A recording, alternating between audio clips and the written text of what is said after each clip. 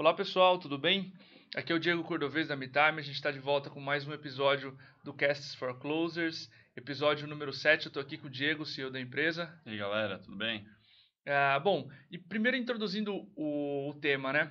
De onde surgiu esse podcast de hoje?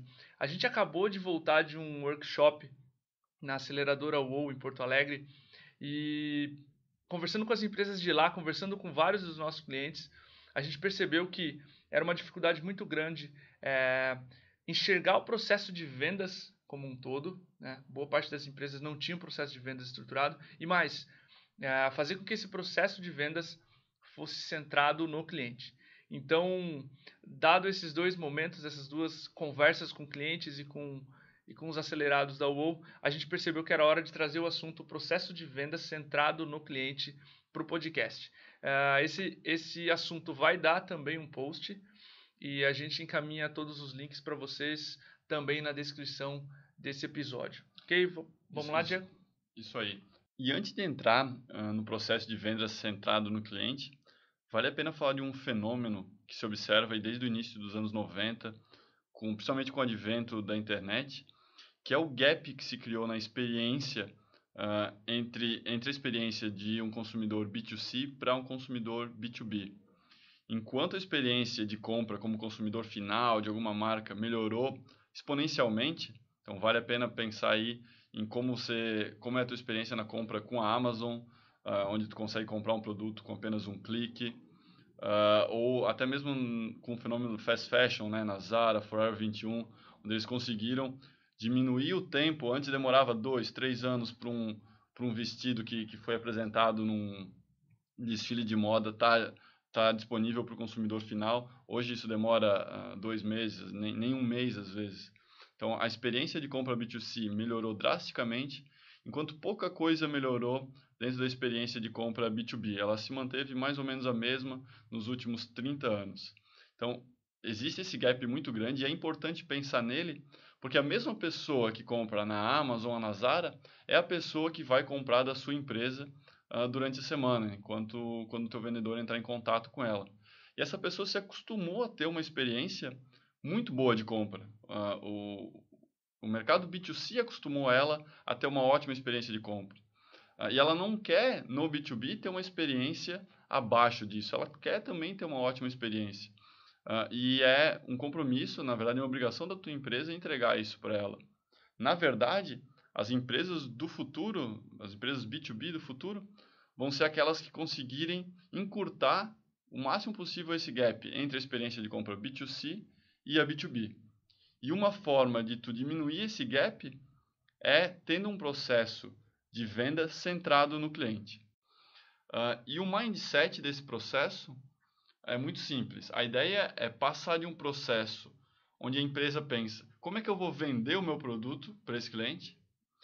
Para uma mentalidade de como esse cliente vai comprar de mim. Então, pensar por todas as fases que o cliente vai passar dentro do processo de compra, quais são os estágios pelo qual ele vai passar, e está extremamente alinhado o teu processo de venda com os estágios pelo qual o cliente vai passar enquanto considera a solução que você tem para oferecer.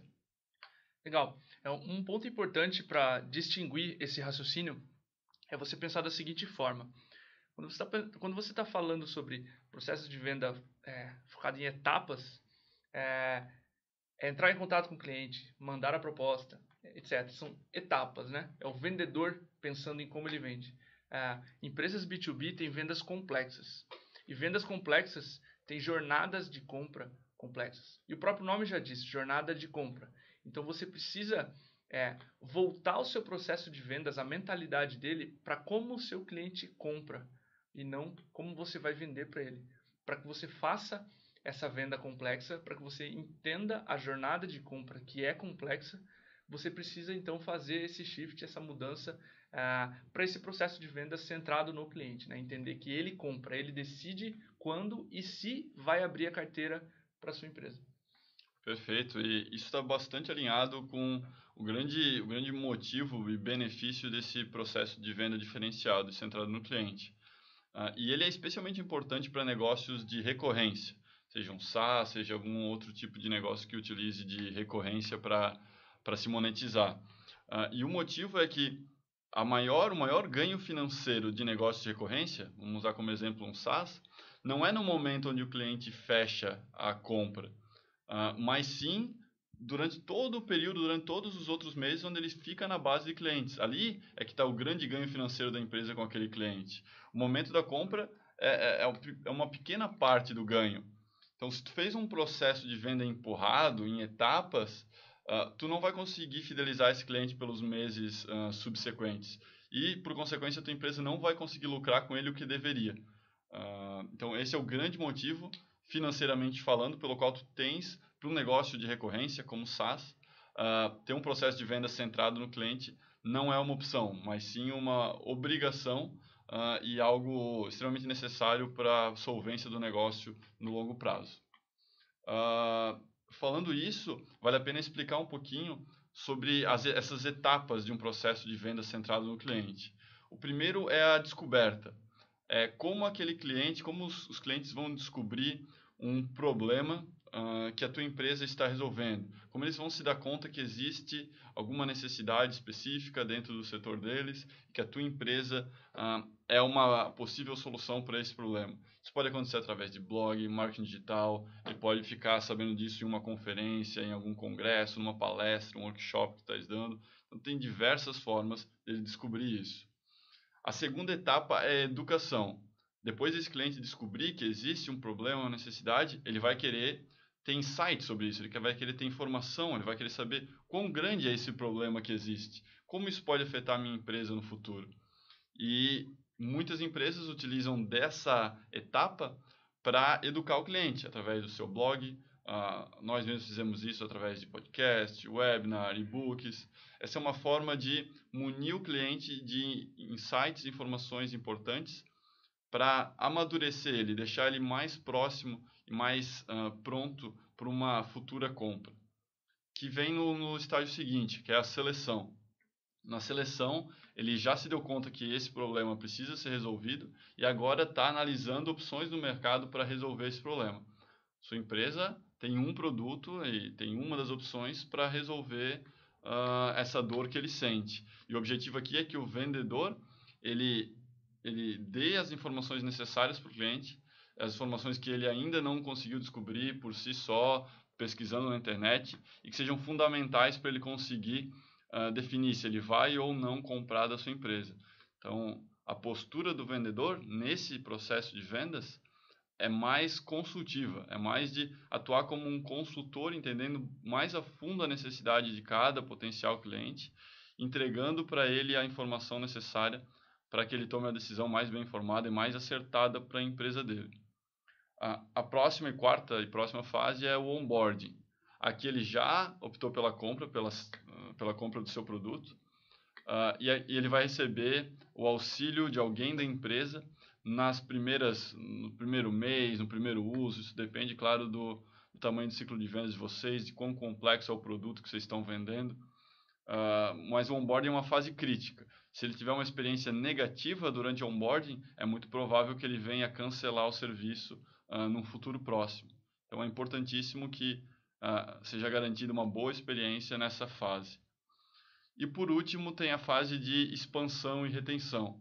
Aqui a ideia é que de uma maneira constante o cliente receba a atenção da sua empresa, para que ele se mantenha como um cliente fiel na base e de fato traga o retorno financeiro esperado no momento em que ele fechou.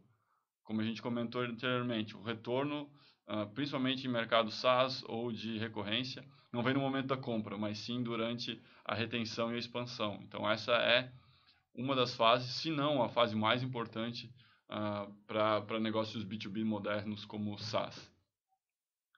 E eu gostaria, pensando nesses 5 etapas, nessas 5 fases de compra, de um processo de compra centrado no cliente, queria deixar uma provocação final aqui para todo mundo, que é vocês sentarem com as lideranças das equipes, os gerentes, os diretores, e se perguntarem, hoje nós temos um processo comercial que realmente coloca o cliente como figura central da empresa, que realmente pensa em todas as fases que ele passa durante durante a compra, e tenta atuar em cima delas e não tenta empurrar um processo, não tenta empurrar um produto goela abaixo dos clientes, mas atuar como consultores, ajudando ele a tomar a melhor decisão.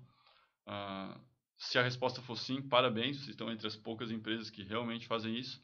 Se a resposta for não, vale a pena ir um pouquinho mais a fundo nesse tema. Quem sabe ler um livro sobre isso ou ler o nosso próprio post que a gente vai deixar disponível. Venham conversar com a gente está sempre à disposição para fazer isso.